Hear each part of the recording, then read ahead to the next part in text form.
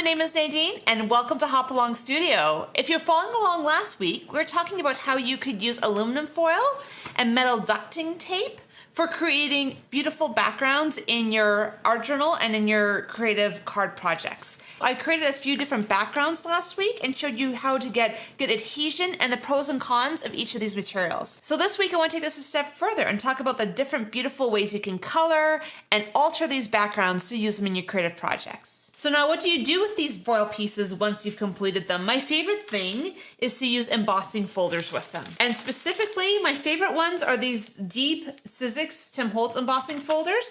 I also have this new one that I got from Simon Says Stamp the other day that I think is just perfect for Christmas. So I'm gonna run a few of these through my embossing machine and I'll show you very quickly how I embossed one and then I will emboss the rest of them so that we can move on to coloring them and adding other textures to them. So I'm using my Vagabond 2 for this project. So this one I'm gonna use the tin ducting tape.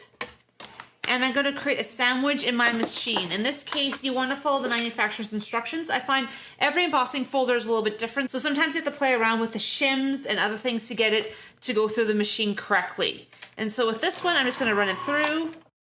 So you can see that is just stunning. So this is where embossing folders work really well with foil. So I want to show you some samples of what you could do with this. So this one is done on the dull side of the aluminum foil. This is done on the shiny side of the aluminum foil. And this is done on the tin tape. So you can see that once you start adding in embossing, it's very hard to see those lines and those imperfections. What I notice is that generally the tin tape gives a better embossed image than these two. It's a little bit more crisp. There's something about the thickness of the tin tape with the thickness of the cardstock that seems to go really well together, but these still both make really good images being on the aluminum foil. Also did a few other ones here. You can see that each one of them ends up having like a really nice look and feel to it. And this is one that I did yesterday that was quite thin. What I find is the moment you go less than 110-pound cardstock, what you run into is it gets thin enough that you have a hard time getting it to stay flat. This is very woggly. It doesn't stay as nice, and I find that sometimes you lose your embossed image. Well, these ones with a little bit of thicker cardstock make it a little bit easier to kind of keep that image. So with these ones, you could leave them the way they are, but one of the things that I love to do is add alcohol inks to them. So the other thing is if you don't have an embossing folder, how can you use the foil? One, you can do the scrunching. You could do layering, you could end up doing little folds and all sorts of other things to add interest to your piece. The other thing you can do is take a stylus and a stencil, and I'm actually gonna do this on top of the stencil package. You want something below it that will be able to take a little bit of pressure because I don't really want to be putting holes in my table. And then what you can do with the stylus is just basically push, and the foil's gonna give that little bit, and you can basically add in your own images. And I like these styluses because of the little ball head on them. This one's very fine. This one was meant for doing illuminated lettering, so it's meant to basically put patterns in gold foil. So it's quite delicate. But if you lift up, now you can see that I have now added in a couple of those little marks. So it's not going to be the same level of embossed here, but if you want something subtle and you want to be able to etch things into your paper, you can definitely do that. The other option is you could just basically come across with your own marks and just add in a variety of mark making to these pages. You could add in little swirls, and this is where you could do a really unique card. If you don't have a machine, but you do have the time, there's no reason you can't make a unique piece of art as a card or a journal page. So with foil, you can add color basically using anything that is non-porous. So you could use fluid paint, you can use alcohol inks like I am going to be using today. Really anything will work as long as it is non-porous. So you could use StazOn ink. There's lots of different things, but I'm gonna start by just adding in a little bit of alcohol ink. And so there's lots of different ways you could do this. I added this in between the layers, and now by adding in a little bit of alcohol, I'm going to have that move a little bit. So you can make the choice to try to add it in between all of the writing, which you will and will not get great results with. I actually will show you a little bit later just how we can make that work a little bit better. But you can see it does lighten considerably on the metallic. So you may find that compared to using Yupo, you need to use quite a bit more to get a dark effect. But I don't mind keeping it a little bit lighter. So it's nice to have the silver still show and have it pop out a little bit more. And that was with 2 drops of alcohol ink. I'm gonna add in a few more drops and see where I can get with things. So you can see you can add a really nice layer of color to this. And if you've enjoyed what you've seen so far, if you could just hit that like button, that's just another way of people being able to find this video, and this allows me to share this with more people. So thank you so much for your support. And so you can kind of move it around until it gets in the places that you want. You'll notice it isn't as dark by far. That silver wants to really overwhelm some of the other color. But with this one, it has a little bit on it, a little bit around it. That joy, I do want a little bit of color in that O. And I'm just going to leave this one just like that. That one's fairly simple. I'm keeping the colors really, really light. You could go quite a bit either brighter, darker, or just more mixed with the color. I'm even going to try adding a little bit of rose gold mixative into this, which will be a bit of an interesting thing because it's going to react a little bit differently. So one thing I'd like to point out is don't use your super light colors for this. This is a very light blue. It's gonna almost disappear, especially if you add alcohol to it. Like that's one small bit of it. It's almost disappeared on the page. So you would have to add in basically most of the bottle on every spot to get this to work instead of being able to use a lot of the alcohol. So I tend to use a lot more of my darker colors and lighten them up with alcohol over starting with really, really light colors. Unless you really want those super light colors, I would suggest sticking with the darker colors. The darker teal definitely goes a long way, and I can blend it a lot more and mute it a lot more and still get a really nice effect. And so if you want to add in a mixative to one of these, you can add your mixative, add your color, and then just make sure that you add a fair amount of alcohol to get it to mix. But I find I don't generally use mixatives on these ones, more just because the color's already interesting enough and shimmery enough. It doesn't really need more shimmer. If anything, it needs more color than shimmer.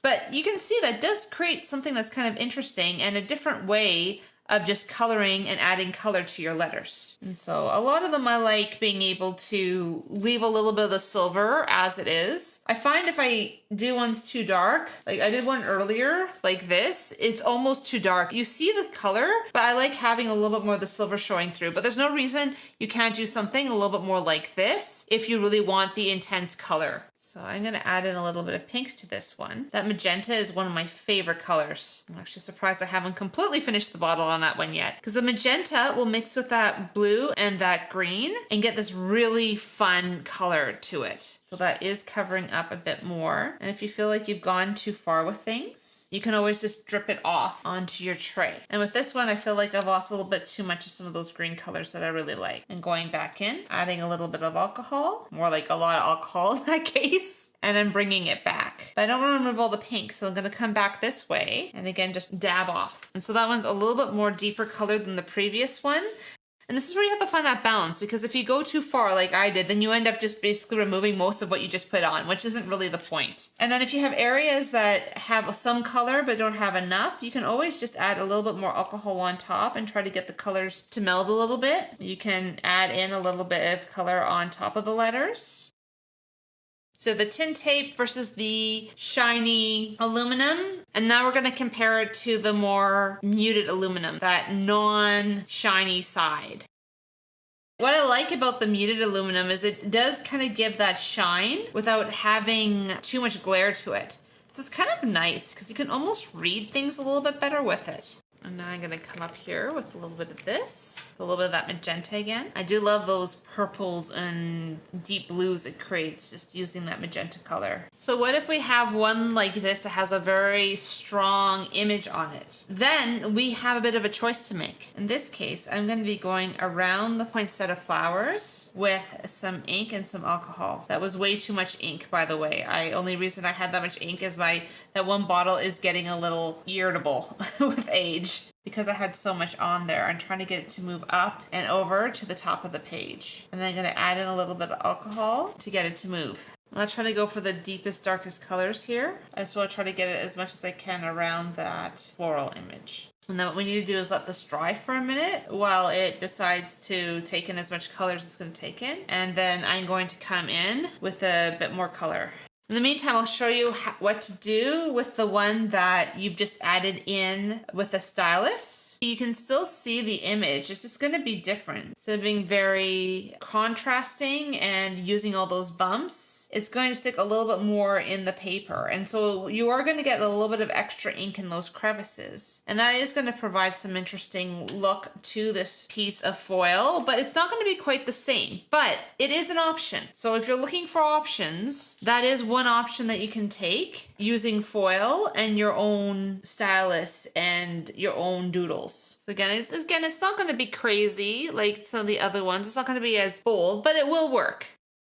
And while those other ones are drying, I just want to show you just how much beautiful contrast you can get by just adding this within all of these marks and these wiggles. And because of just how much hills and valleys, sometimes you're going to have to put more or less in just to get it to move properly. You do need to use a certain amount of alcohol to get this to work, but you can see it's just moving in all those little spaces. So by adding in just a bit of color and a little bit of texture to this, I'm definitely going to try this in my art journal. This was something that I just played with on a whim the other day when I was playing around with my aluminum foil.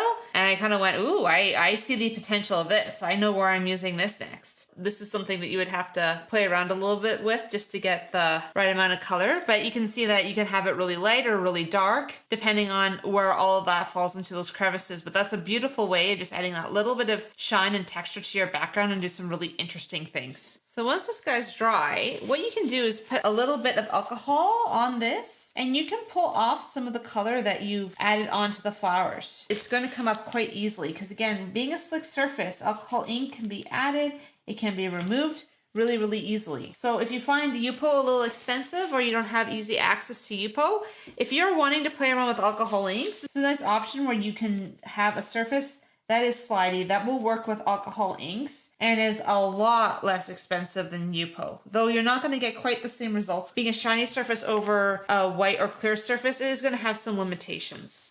So this is where I'm just going to add just a little bit of alcohol to my brush. I'm going to add it there, and then I'm going to start adding it onto my poinsettia. And I used the wrong color. I should have been using red, actually, not pink. Here's some poppy fields. I'm going to put it next to it. If the red and pink mix together, I don't really have an issue with that. I want to start with a brush that has a little bit of alcohol on it. I'm using a liner brush for this. And this is just a way to add in a little bit of color. And if you find that it's going on a little dark, add a little bit of alcohol to your brush, run it through, and it's going to move a little bit. And this is a way you can kind of paint onto those embossed images, create something a little bit different. It's an opportunity to play around, right? Play around with your colors, play around with your textures, play around with how much ink you like or don't like on a surface. So you don't want everything the same level of intensity. If so, then it kind of loses a little bit of its fun pizzazz. I'm actually going to add in a little bit of that magenta. It's quite bright, so some of these areas have gotten a little bit muddy from the blue. That's going to brighten that right back up again. And if you find that your alcohol inks are drying out a little bit on your palette, just add in a little bit of alcohol, and that's just going to get them re-wetting and working a little bit better. You could just drop in with a little bit of alcohol ink, but what you're going to run into is the colors are going to go past the lines. You're going to have some issues with it all blending together. And if you like a really soft and loose look like that, go for it. If you want something that's a little bit more painted on like this, you can always try this technique. And I'm just using a really thin liner brush for this. I find that it works the best for this type of technique. So you also don't have to always color it in perfectly. You can have some areas here that are a little bit lighter and other areas that are a little bit darker. I just wanted to show you just how much detail you can go in with this embossing. Yeah, it's fun to just kind of create overall color, but I sometimes like going in with a few more details. It's a nice way of just being able to mix things up a little bit. But it does take a little bit of good brush work. If you're not super handy with a brush, this is something that might take a little bit of time just to get the right amount of alcohol ink down. Just work slowly and just take your time. I'm just going to add a little alcohol straight to my brush, and I'm going to use that just to help things move around a little bit better. So I want that going a little bit more to the edge. And then I want to move to green, but I want to make sure I clean my brush really, really well before I move to a green color. Otherwise, I'm going to end up with a muddy color. And this is also where you could put a little bit of 99% alcohol in a little container and just clean your brush that way as well too. I think that's clean enough for now. I'm going to add in some alcohol ink lettuce and maybe a little bit of the forest green as well. Start by just adding in a little bit of light color. Again, because we already have a little bit of that blue seeping in, I don't necessarily want to remove all the blue because the blue and the green mixed nicely together to create some fun shades.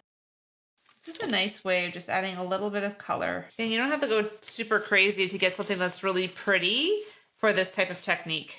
And again, I'm going to clean my brush again. And I'm going to finish up with a little bit of yellow. And this is where you can actually pull the yellow a little bit out into the petals as well. And that creates kind of an interesting look. Gives a little bit of that warmth to those petals, almost like a golden feel, which I think is really nice. That's fairly darkly colored. Again, if you didn't like how deep this has gone, you can always go in and just pull a little bit of color off with your paintbrush and a little bit of alcohol. And if I just took a little bit of my cloth here and just dabbed onto the surface, it's gonna lighten up some of those spots again. It depends on how much of that silver you want to see through. So at any point you feel like your leaves are too dark, there are ways to be able to adjust it slightly. But I like this. I felt like I didn't go too dark with the background, so just add some really nice color.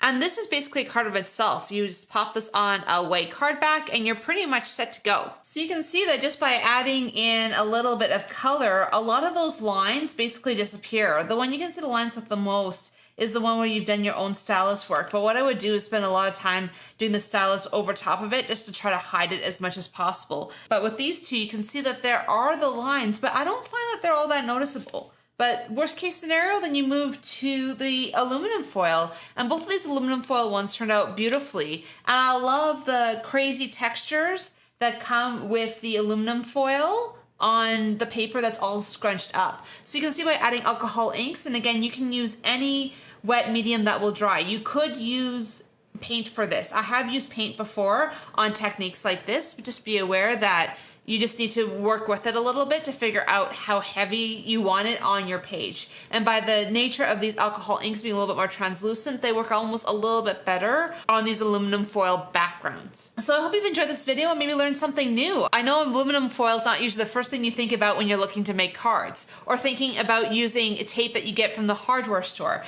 But at the same time, these things are really useful and they work really well for making beautiful projects. So don't discount them just because there are things you buy in the hardware store. It's a great way of saving money, and it's a great way of just using things around your house for your creative projects. So thanks for watching. If you've enjoyed this video, if you could like, subscribe, and just hit that notification button so you don't miss out on any future videos. I've included all of the links below for all the supplies that I've used today and where you can get some of these alcohol inks. And if you're looking for another video about alcohol inks, click here. This is another video that I have done recently about alcohol inks and how to use them in your creative projects. So thanks for watching, and I'll see you in the next video.